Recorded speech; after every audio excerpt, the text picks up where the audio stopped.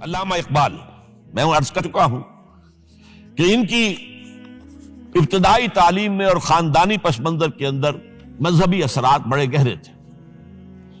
بہرحال انہوں نے ایم اے کیا ہے غالباً 1897 میں، اور اس وقت کا کچھ اقبال جو ہے اس وقت سے لے کر 1905 تک کا اقبال، ایک طرف تو اس میں بھی نیشنلزم تھا، ہندی نیشنلزم، یہ نوٹ کر لیجئے۔ چنانچہ اسی دور کا اس کا ترانہ ہے، سارے جہاں سے اچھا ہندوستان ہمارا۔ آج بھی جو ہندوستان کا ریڈیو ہے اور ہندوستان میں حکومت کے زیر اہتمام اس ترانے کی جو ہے وہ بڑی سرپرستی ہوتی ہے، بہت اس کو جو ہے نشر کیا جاتا ہے، سارے جہاں سے اچھا ہندوستان ہمارا، ہم بلبلیں ہیں اس کی، وہ گلستاں ہمارا۔ بلکہ اس زمانے میں ایک ایسا شعر بھی انہوں نے کہا ہے جس کی کہ پھر شدید ترین نفی بعد میں ان کے اشعار سے ہوئی ہے۔ انہوں نے ایک نیا شوالہ کے نام سے جو نظم لکھی کہ سچ کہہ دوں اے برہمن گر تو برا نہ مانے، تیرے صنم قدوں کے بت ہو گئے پرانے۔ اسی میں ایک شعر ہے کہ پتھر کی مورتوں میں سمجھا ہے تو خدا ہے، خاک وطن کا مجھ کو ہر ذرہ دیوتا ہے، خاک وطن کا مجھ کو ہر ذرہ دیوتا ہے۔ اس درجے گہرا انڈین نیشنلزم اقبال کے اندر بھی موجود تھا۔ لیکن جب اقبال انگلستان گئے ہیں، یہ 28 برس کی عمر میں انگلستان گئے ہیں سن 1905 میں، اور 3 سال وہاں رہے انگلستان اور جرمنی، اور بیرسٹری بھی کی، اور چونکہ فلسفی تھے پی ایچ ڈی بھی کر کے آئے۔ اس عرصے میں معلوم ہوتا ہے کہ اقبال کی قلب ماہیت ہو گئی۔ یہ میرا ایک تجربہ ہے، بڑا پرانا ہے، میرا مشاہدہ تھا۔ 1970 میں پہلی مرتبہ میں انگلستان گیا تھا، میرے چھوٹے بھائی وہاں زیر تعلیم تھے، انہوں نے بلایا تھا۔ وہاں میں نے دیکھا کہ یونیورسٹیوں میں پڑھنے والے ایک ایک P H D, 2 P H D کرتے ہوئے لوگ بیٹھتے ہیں، جمعے کے روز قرآن پڑھتے ہیں، درس قرآن ہوتا ہے، اور وہ ایک دوسرے سے قرآن پڑھ کے سنتے بھی ہیں تاکہ جو تجوید کی غلطیاں ہوں ان کی تصحیح ہو سکے۔ اور میں نے سوچا کہ پاکستان میں اس سطح کے لوگ جو ہیں کبھی اس قسم کی مصروفیت میں مبتلا مجھے تو نظر نہیں آئے۔ تو اس کا مجھے ایک اصل میں تجزیہ میرا یہ تھا کہ جن لوگوں کی بنیادی تربیت میں اور خاندانی اثرات میں مذہب کا ایلیمنٹ موجود ہوتا ہے، چاہے وہ ہندوستان میں رہتے ہوئے وہ زیادہ ظاہر نہ ہو، نمایاں نہ ہو، اس کے آثار سامنے نہ آئے، لیکن جب وہ ایک مخالف ماحول میں پہنچتے ہیں، اس مخالف ماحول میں ان کے اندر کا وہ چنگاری ان کی جو ہے وہ شعلہ بن کر بھڑکتی ہے۔ چنانچہ یہ معاملہ میں نے پھر بعد میں امریکہ میں بھی دیکھا، ہر جگہ دیکھا ہے کہ وہاں 2 نتیجے ہوتے ہیں، یا تو یہ کہ ایک آدمی ڈاؤن دی ڈرین گیا تو وہاں کی تہذیب میں رگا گیا شراب اور یہ اور وہ اور رقص اور سب یہ ساری چیزیں آ گئی، اور یا پھر جو بچ گیا جس کے اندر دین کا کوئی حمیت کا شائبہ تھا وہ پھر بھڑکتا ہے، پھر وہ ایکٹیوسٹ ہوتے ہیں، وہ کام کرتے ہیں۔ لہذا یہ معاملہ جو ہے علامہ اقبال کے ساتھ پیش آیا، اور خود انہوں نے کہا بھی ہے مسلمان کو مسلمان کر دیا طوفان مغرب نے۔ وہاں سے جب یہ واپس آئے ہیں تو اب نوٹ کیجئے 1908 سے 1930 تک یہ جو 22 برس ہیں، علامہ اقبال نے کیا کیا نوٹ کیجئے، وہ آپ جانتے بھی ہیں، میں صرف گنوا رہا ہوں۔ اسلام کے نظام فکر اور فلسفہ اور حکمت کو بیان کیا، اپنی شاعری کے ذریعے سے بھی، اپنی نثر کے ذریعے سے بھی۔ قرآن کی ایک نہایت جدید اور بہت عمدہ تفسیر، اگرچہ تفسیر کے نام سے آپ کو کہیں تفسیر اقبال نہیں ملے گی، لیکن کلام اقبال خود تفسیر ہے، خود دعویٰ کرتا ہے کہ میرے پیغام میں سوائے قرآن کے اور کچھ نہیں ہے۔ گر دلم آئی نئے بے جوہر است، ورب حرفم غیر قرآن مزمرست، پردہ ناموس فکرم چاک کن، ای خیابہ راز خارم پاک کن۔ یہ مناجات بحضور سرور کائنات صلی اللہ علیہ وسلم، وہ کہتے ہیں کہ اے اللہ کے نبی، اللہ کے رسول، اگر میرے پیغام میں کہیں قرآن کے سوا کوئی شے شامل ہو گئی ہے میری شاعری میں تو آپ میرے فکر کا پردہ چاک کر دیجیے۔ روز محشر خار و رسوا کن مرا، اور قیامت کے دن مجھے ذلیل و خوار کیجیے گا، اور بے نصیب از بوسہ پاکن مرا، اور مجھے اپنی قدم بوسی سے محروم کر دیجیے گا. یہ بات کہہ رہا ہے، اس کا دعویٰ ہے، اس نے جو کچھ کہا قرآن سے کہا. اس کی شاعری جو ہے میرے نزدیک، اور میں نے تو اپنی جو سورسز گنوائی ہیں کہ میں نے جو قرآن مجید کا فکر یا سوچ جو بھی آپ اسے کہیں، جو تھوڑا بہت مجھے میسر ہوا ہے، ان میں نے 8 اشخاص کو نمایاں طور پر بیان کیا ہے. 4 یہ ہیں 2 کے جوڑے. 2 ابوین ہیں، ابو الکلام ابو العلا مودودی، ابو الکلام آزاد. 2 دکترین ہیں، ڈاکٹر اقبال، ڈاکٹر رفیع الدین. 2 شیخین ہیں، شیخ الہند مولانا محمود حسن، جن کا ترجمہ ہے قرآن مجید کا، اور اس پر حواشی ہے شیخ الاسلام شبیر احمد عثمانی کی. 2 ہی عین مولانا فراہی اور مولانا اصلاحی، جنہوں نے قرآن مجید کے مضامین کے اندر جو اندرونی نظم ہے اسے واضح کیا. علامہ اقبال میری ایک بہت بڑی سورس ہے، بلکہ سب سے زیادہ گہرا اثر مجھ پر جو ہے بچپن سے جو ہوا ہے وہ تو علامہ اقبال کا ہے. 5ویں جماعت کا طالب علم تھا جب ان کا یہ شعر میرے ذہن میں کہیں چپک کر رہ گیا ہے، جواب شکوہ کا: وہ زمانے میں معزز تھے مسلمان ہو کر، اور تم خوار ہوئے تارک قرآن ہو کر. پھر علامہ اقبال نے مغربی فکر پر شدید تنقید کی، بہت بڑا ناقد، اور خاص طور پر مغربی تہذیب جو ہے اس کی نفی کی. یہ سارا کام کیا، اور اس سب سے بڑھ کر وہ تجدید ملت اسلامی کا علمبردار بن کر سامنے آیا.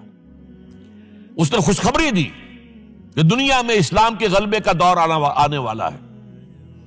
ملت اسلامیہ جو اس وقت دبی ہوئی ہے، پسی ہوئی ہے، پوری دنیا میں پامال ہے. آپ کو معلوم ہے کہ پہلی جنگ عظیم کے بعد کیا صورت ہو گئی تھی. سلطنت عثمانیہ کے جب دھجیاں بکھیر دی گئی، اور کولونیل امپیریلزم جو ہے پورے عالم اسلام پر حکمران تھا، پورا عالم اسلام جو ہے محکوم. اگرچہ یہ دبے ہوئے ہیں، پسے ہوئے ہیں، گرے ہوئے، لیکن ان کا دوبارہ غلبہ ہوگا، یہ ابھریں گے، ملت اسلامیہ کی تجدید ہوگی، اسلام کی نشأت ثانیہ ہوگی. اسلام کے روشن مستقبل کے مبشر بن کر علامہ اقبال سامنے آئے.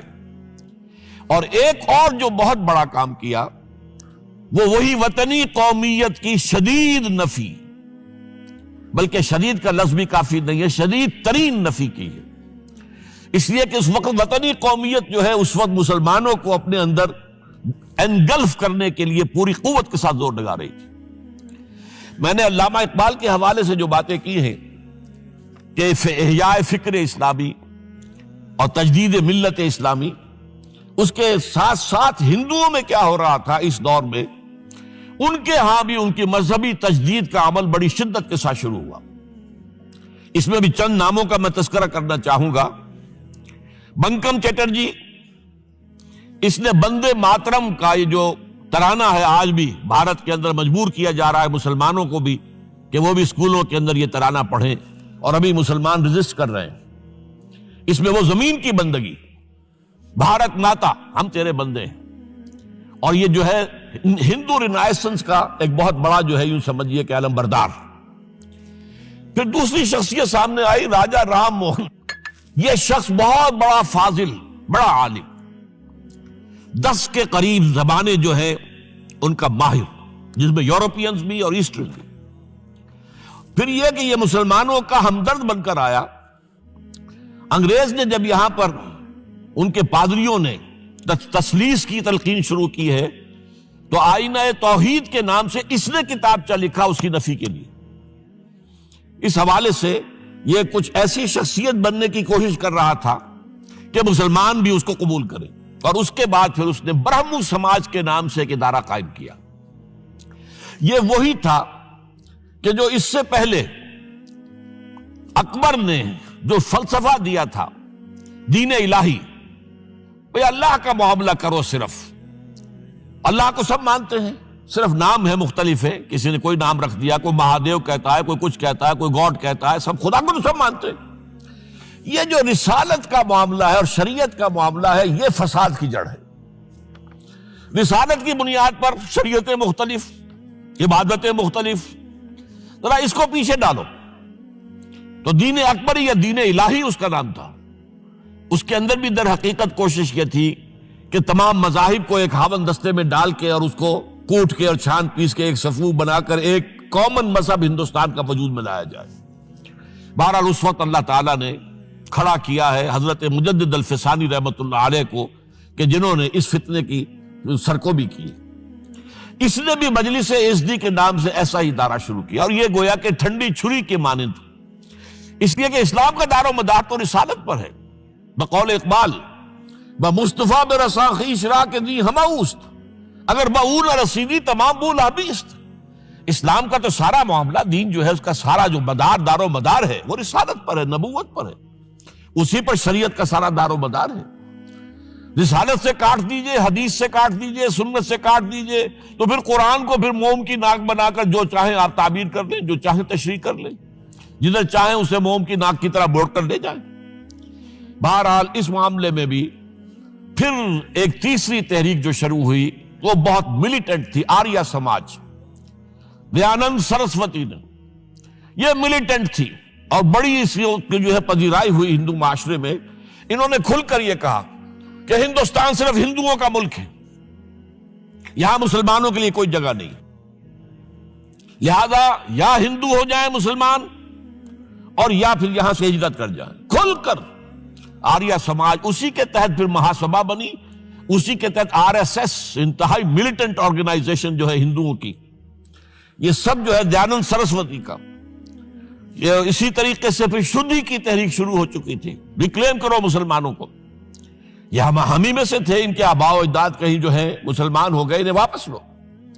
چنانچہ راجستھان کے علاقے میں جہاں بڑی جہالت تھی، مسلمانوں میں علم نہیں تھا، بس کہیں بزرگوں کے کسی زیر اثر فیض سے، کسی صوفی کے، وہ اسلام تو لے آئے لیکن تربیت کا کوئی انتظام ہوا ہی نہیں، مسلمان حکومتوں نے کیا ہی نہیں، کچھ بھی نہیں کیا. تو نتیجہ یہ نکلا کہ بڑے پیمانے پر شدھی کی تحریک ہو رہی تھی. میوات کے علاقے میں بڑی تیزی کے ساتھ مسلمان جو میو تھے وہ ہندو ہو رہے تھے. اسی پر تحریک اٹھائی ہے مولانا الیاس رحمت اللہ علیہ نے. ان کا مقابلہ کرنے کے لیے، اس تحریک کا، اس شدھی کی تحریک کا مقابلہ کرنے کے لیے یہ تبلیغی جماعت کا نظام بنایا تھا کہ بس 6 باتیں لو اور جاؤ، دیہات میں جاؤ، چنے لے کر گڑ لے کر جاؤ، کسی کا کھانا نہ کھاؤ، اپنا کھانا کھاؤ، کوئی تنخواہ نہیں، اور دین کی تبلیغ کرو. یہ نظام ان کا در حقیقت اسی شدھی کی تحریک کے جواب میں شروع ہوا. پھر سنگٹن کی تحریک شروع ہوئی کہ ہندوؤں کو سب کو جمع کر لیا جائے. اب اس اعتبار سے ذرا نوٹ کیجئے، علامہ اقبال نے جو نفی پھر وطنیت کی ہے، اتفاق سے یہاں یہ اشعار لکھے ہوئے ہیں: اس دور میں میں اور ہے، جام اور ہے، جم اور، ساقی نے بنا کی روش لطف و ستم اور، تہذیب کے آزر نے ترشوائے صنم اور، مسلم نے بھی تعمیر کیا اپنا حرم اور، ان تازہ خداؤں میں بڑا سب سے وطن ہے، جو پیرہن اس کا ہے وہ مذہب کا کفن. اب ذرا قلب ماہیت کا اندازہ کیجئے. وہی شخص جو کہہ رہا تھا کہ خاک وطن کا مجھ کو ہر ذرہ دیوتا ہے، وہ آج اس وطن کو ایک سب سے بڑا بت قرار دے کر اور اس کا قلع کما کرنے کے لیے کس قدر زوردار الفاظ جو ہے. اور یہی دوسری طرف یہ بت کہ تراشیدہ تہذیب نوی ہے. یہ جو نیشن سٹیٹ کا تصور ہے، یہ 18ویں صدی سے یورپ میں شروع ہوا. نیشن سٹیٹ، ایک ملک میں رہنے والے سب شہری ہیں، برابر ہیں، اور ان کے اندر مذہب کا اختلاف ہو، یہ اس کا کوئی حیثیت نہیں. مذہب تو پرائیویٹ معاملہ ہے، ہاں جو سرکاری سطح پر ہوگا معاملہ، اجتماعی معاملات جو ہے وہ کسی مذہب سے طے نہیں ہوں گے. یہ نیشن سٹیٹ کا تصور. یہ بت کہ تراشیدہ تہذیب نوی ہے، غارت گرے کاشانہ دین نبوی ہے، بازو تیرا توحید کی قوت سے قوی ہے، اسلام تیرا دیس ہے تو مصطفی ہے، نہ زارہ دیری نہ زمانے کو دکھا دے، اے مصطفی خاک میں اس بت کو ملا دے. اس سے بھی زیادہ مجھے ملا ہے ایک ان کے قطعہ جو ہے: منزل راہ رواں دور بھی دشوار بھی ہے، کوئی اس قافلے میں قافلہ سالار بھی ہے، بڑھ کے خیبر سے ہے یہ مارکہ دین و وطن. خیبر، غزوہ خیبر سے کہیں بڑھ کر یہ دین و وطن کا مارکہ، کہ ہمارے نزدیک ہماری قومیت کی بنیاد ہمارا دین. آج دنیا یہ کہتی ہے کہ قومیت کی بنیاد وطن ہے. یہ جو مارکہ دین و وطن ہے، بڑھ کے خیبر سے ہے یہ مارکہ دین و وطن. اس زمانے میں کوئی حیدر کرار بھی ہے، تو واقعہ یہ ہے کہ علامہ اقبال نے اس سلسلے میں وہ رول بھی پلے کیا کہ جو حضرت مجدد الفسانی رحمۃ اللہ علیہ نے دین اکبری کا قلع قبا کرنے میں ادا کیا تھا، اور اس میں کوئی شک نہیں ہے۔ اس اعتبار سے میں کہا کرتا ہوں کہ حضرت مجدد الفسانی کے بروز کی حیثیت رکھتے ہیں علامہ اقبال، اور ان کو جو گہری نسبت تھی، حاضر ہوا میں شیخ مجدد کی لحد پر، وہ خاک کے ہے زیر فلک مطلع انوار، گردن نہ جھکی جس کی جہانگیر کے آگے، جس کے نفس گرم سے ہے گرمی احرار، وہ ہند میں سرمایہ ملت کا نگہباں، وہ ہند میں سرمایہ ملت کا نگہباں۔ ملت کا سرمایہ تو سارا کا سارا جو ہے ایمان بالرسالت سے۔ آپ حضرت مجدد الفسانی کے خطوط پڑھیے، سب سے زیادہ زور اطاعت رسول، اطاعت رسول، اطاعت رسول، اطاعت رسول، جس کی جڑ کاٹنے کی کوشش کی تھی دین الہی کے ذریعے سے اکبر نے، اس کو دوبارہ مستحکم کیا ہے وہ مجدد الفسانی رحمۃ اللہ علیہ نے۔ اب آئیے 1930 کا ماہ دسمبر، اس میں ایک بات ہم دیکھ چکے، محمد علی جناح ہندوستان کی سیاست سے مایوس ہو کر ملک چھوڑ کر انگلستان میں جا کر آباد ہو چکے۔ اور اس ضمن میں ایک واقعہ میں آپ کو سنا دوں۔ ایس ایم اکرام صاحب کا نام بہت سے حضرات کے علم میں ہوگا، ان کی 3 کتابیں جو ہیں بڑی مارکت الآراء ہیں، آب کوثر، موج کوثر، روض کوثر۔ ادارہ ثقافت اسلامیہ کے ڈائریکٹر رہے بہت عرصے تک، بہت پڑھے لکھے آدمی تھے۔ وہ آکسفورڈ میں پڑھتے تھے اس زمانے میں۔ وہ لندن گئے، انہوں نے محمد علی جناح صاحب سے ملاقات کی اور کہا کہ آپ کیوں چھوڑ کر آ گئے ہندوستان؟ ہندوستان کے مسلمانوں کو آپ کی رہنمائی کی ضرورت ہے۔ تو جواب جو تھا محمد علی جناح کا وہ نوٹ کرنے کے قابل ہے۔ ہندوز آر انکوریجیبل، یہ ہے جو نتیجہ نکالا تھا محمد علی جناح نے۔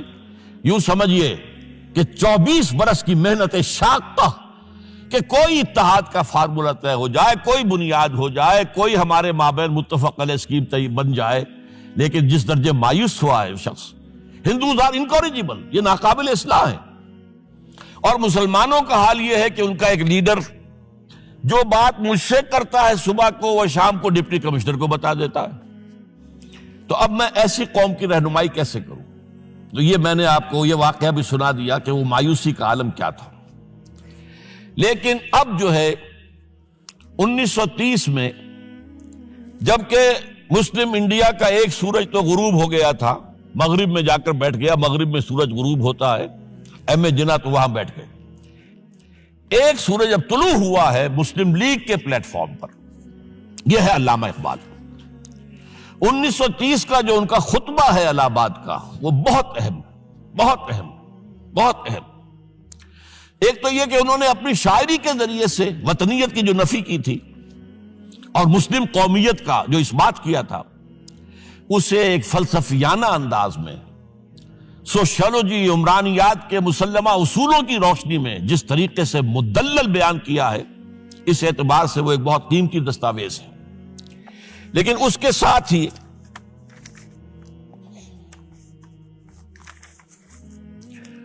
انہوں نے ایک تجویز پیش کی، وہ اور یوں بھی کہیے کہ ایک پیشن گوئی کی۔ وہ پیشن گوئی یہ تھی کہ ہندوستان کے شمال مغرب میں ایک مسلمان ریاست قائم ہوگی، اور پھر یہ بھی کہا میں مطالبہ کرتا ہوں کہ وہ قائم ہو۔ البتہ اس میں بعض لوگ جو ہیں اس پر یہ تنقید کرتے ہیں کہ علامہ اقبال نے تو یہ کہا تھا I would like to see the Punjab, the Northwest Frontier Province, Sindh and Balochistan amalgamated into a single state. Self-government within the British Empire or without the British Empire.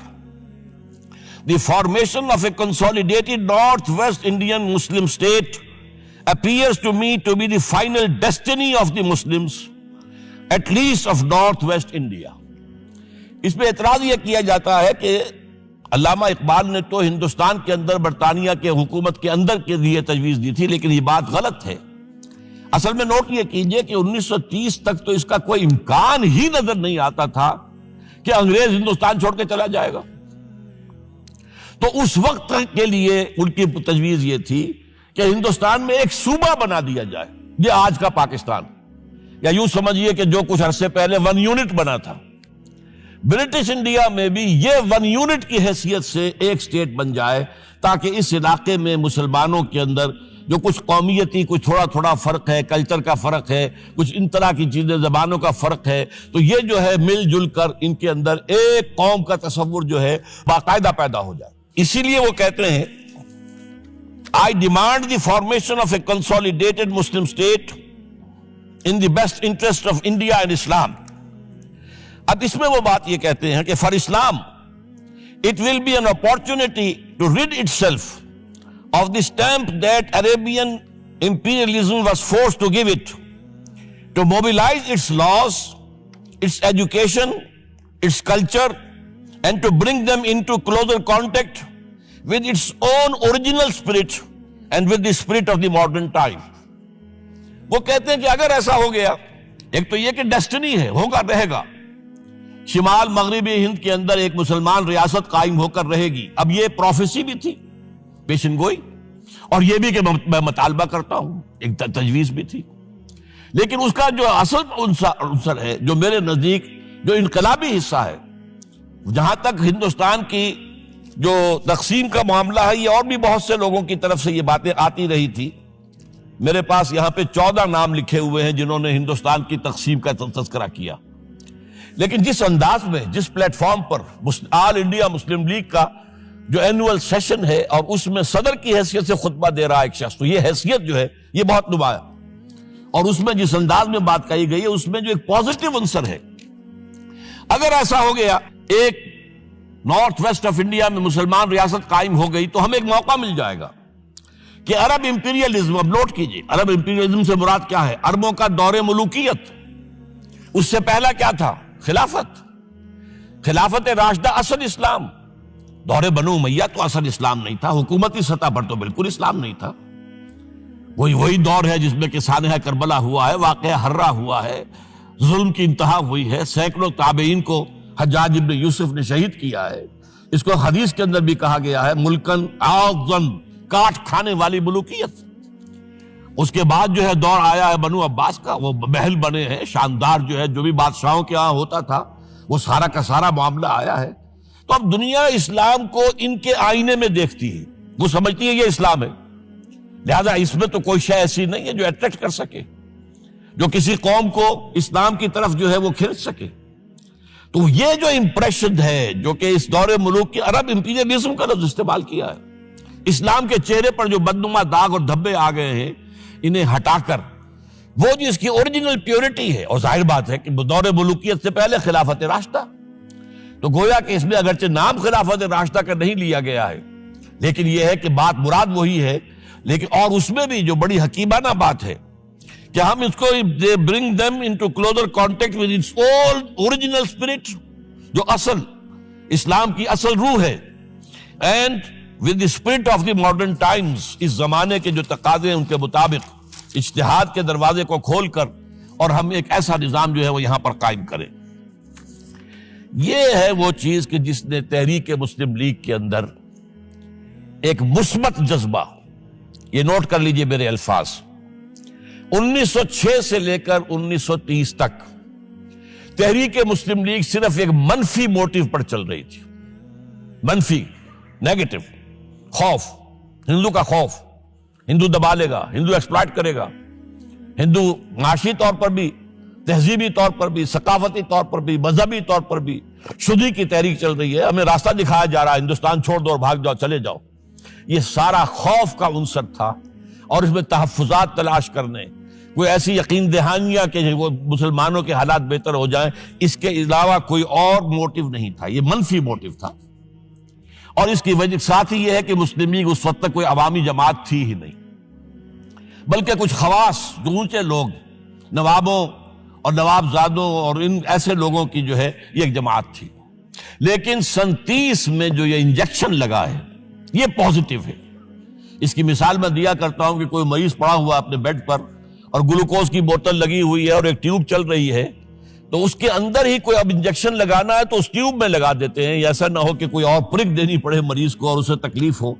تو گویا کہ مسلم لیگ کا جو بھی وہ ایک نظام تھا اس میں ایک انجیکشن لگایا ہے علامہ اقبال نے 1930 کے خطبے میں۔ اگلی بات، اس کے بعد یہی انجیکشن علامہ اقبال نے لندن میں مسٹر محمد علی جناح کے ذہن و فکر میں لگایا ہے۔ اس کا واقعہ کیا ہے؟ 3 گول میز کانفرنسیں ہوئی تھی، پہلی اور دوسری میں محمد علی جناح بھی شریک تھے، تیسری 1932 میں ہوئی، اب وہ شریک نہیں ہوئے، اس لیے کہ وہ سیاست چھوڑ چکے تھے، وہ تو سیاست کو خیر بات کہہ کر اب پریکٹس کر رہے تھے۔ لیکن علامہ اقبال اس میں گئے تھے، وہاں موقع ملا، قریبی ملاقاتیں ہوئیں، گفتگویں ہوئیں، اور ان ملاقاتوں کے نتیجے میں یہی انجیکشن علامہ اقبال نے محمد علی جناح کے ذہن اور فکر کے اندر لگایا ہے کہ بات کرو اسلام کے احیاء کی، وہ چیز کہ جو مسلمانوں کے جذبات کے اندر گرمی پیدا کرے، حرارت پیدا کرے۔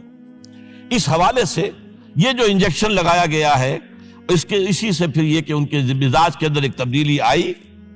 کچھ اور لوگوں نے بھی انہیں کہا ہوا تھا، لیکن یہ کہ خاص طور پر یہ بات اقبال کی تھی، جس کی اپنی ایک حیثیت تھی۔ بہرحال 1934 میں ایم اے جناح واپس آ گئے، پھر انہیں مسلم لیگ کا تا حیات صدر بنا دیا گیا، پھر انہوں نے مسلم لیگ کو سنبھالا ذرا، لیکن 1936 کے الیکشن جو آئے یہاں پر، اس میں کانگریس پوری اوور ویلمنگ میجورٹی سے جیت گئی۔ ابھی محمد علی جناح کو موقع ملا ہی نہیں تھا کہ ابھی مسلم لیگ کو سنبھال سکتے، اور ان جو وزارتیں بنی تھی اس دور میں کانگریس کی، انہوں نے جو سلوک مسلمانوں کے ساتھ کیا، جو مظالم ڈھائے، جو انہیں دبایا اور ان کے حقوق کو پامال کیا، اس سے وہ نیگیٹو جو ایک موٹیو تھا وہ بھی اور قوی ہو گیا۔ اور اس کے بعد پھر محمد علی جناح نے 1937 سے لے کر 1947 تک، ایک لفظ میں استعمال کر رہا ہوں، آپ گھبرا نہ جائیں، 1937 سے 1947 تک اسلام کی قوالی گائی، پورے 10 برس اسلام اسلام اسلام اسلام، ہمیں اسلام چاہیے، اسلامی تہذیب ہم چاہتے ہیں، اسلامی قانون ہم چاہتے ہیں، ہمارے قوانین اور ہیں، ہمارا مذہب نہیں ہے، وہ دین ہے، وہ زندگی کے تمام معاملات پر۔ یہ جو ہے، میں قوالی اس لیے کہہ رہا ہوں کہ قوالی میں تکرار ہوتی ہے، جس تکرار کے ساتھ یہ اب اس موقع پر آ کر محمد علی جناح قائد اعظم بن گئے۔ مسلمانوں کے دلوں کی بات، اقبال نے جو ولولہ پیدا کر دیا تھا، ایک ولولہ تازہ دیا میں نے دلوں کو، لاہور سے تا خاک بخارا اور سمرقند، وہ جو ولولہ تھا، جو غلغلہ تھا، اب محمد علی جناح کی زبان سے جب وہ بات آئی ہے تو یہ مسلمانوں کے دل کی آواز تھی، ان کی روح کی پکار تھی۔ لہذا اب مسلم لیگ ایک عوامی جماعت بنی اور محمد علی جناح اب قائد اعظم قرار پائے۔ اب اس معاملے میں میں چاہتا ہوں ذرا، کیونکہ یہ بات نئی سی ہوگی، میرے اس تجزیے کے روح سے نظریہ پاکستان اسلام اور اسلام کا احیاء خلافت راشدہ کے مفہوم میں، اور اس کا خالق اقبال ہے، اس میں کوئی شک نہیں، قائد اعظم تک بھی یہ بات پہنچانے والا اقبال ہے، اور پھر اسی پر قائد اعظم نے عمل کیا ہے۔ تو اس چیز کو بہت سے لوگ جو ہیں آسانی کے ساتھ تسلیم نہیں کریں گے، لیکن میں یہ چاہتا ہوں کہ خود قائد اعظم نے علامہ اقبال کے بارے میں جو کچھ کہا ہے، اس کی 2 کوٹیشنز آپ کے سامنے رکھ دوں۔ کلکتہ 21 اپریل 1938 کو علامہ اقبال کا انتقال ہوا۔ اس وقت کلکتہ میں ایک بہت بڑا جلسہ ہو رہا تھا فلسطین کے مسئلے پر غور کرنے کے لیے، قائد اعظم اس کے چیف مقرر تھے۔ اب یہ خبر پڑھیے، A mammoth public meeting of the Muslims of Calcutta was held on the football ground on 21st April to consider the Palestine problem. But it was converted into a condolence meeting to mourn the death of Allama Iqbal. Mr. M. Jinnah said that the sorrowful news of the death of Dr. Sir Muhammad Iqbal had plunged the world of Islam in gloom and mourning.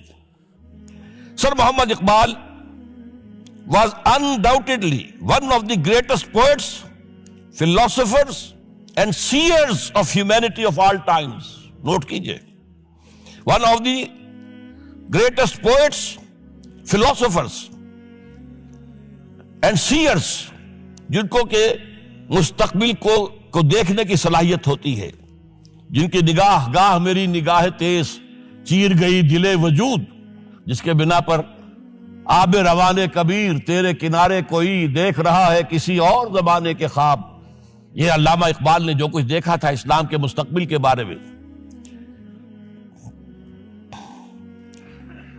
He took a prominent part in the politics of country and in the intellectual and cultural reconstruction of the Islamic world. His contribution to the literature and thought of the world will live forever. अब आखिरी जुमला सुनिए गौर से।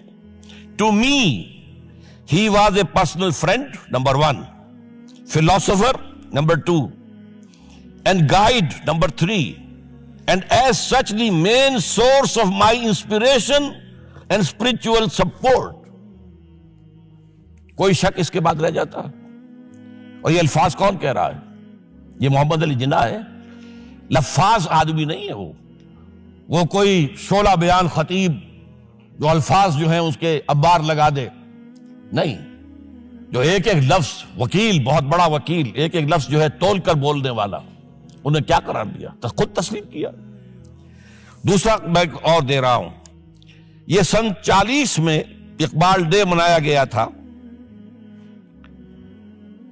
अब इसमें क्या कहते हैं कायदे आजम, if I live to see the ideal of a Muslim state being achieved in India and I were then offered to make a choice between the works of Iqbal and the rulership of the Muslim state, I would prefer the former. अगर हम कामयाब हो जाते हैं कि इस्लामी रियासत कायम करने में, मुसलमान रियासत कायम करने में, और उसके बाद मेरे सामने चॉइस रखा जाता है कि या तो अल्लामा इकबाल का कलाम ले लो और या हुकूमत के सरबराह बन जाओ, तो मैं अल्लामा इकबाल के कलाम को तरजीह दूंगा। और सुनिए, continuing, Mr. Jinnah said that in April 1936 he thought of transforming the Muslim League, which was then only an academic institution, into a parliament of the Muslims of India. From that time to the end of his life, he continued, Iqbal stood like a rock by him.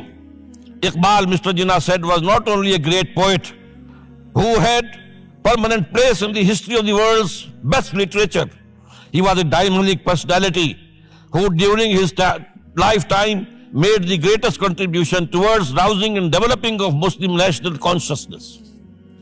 अब इसके बाद जो है नजरिया पाकिस्तान क्या था और उसका खालिक कौन था, इसको अच्छी तरह समझ लीजिए।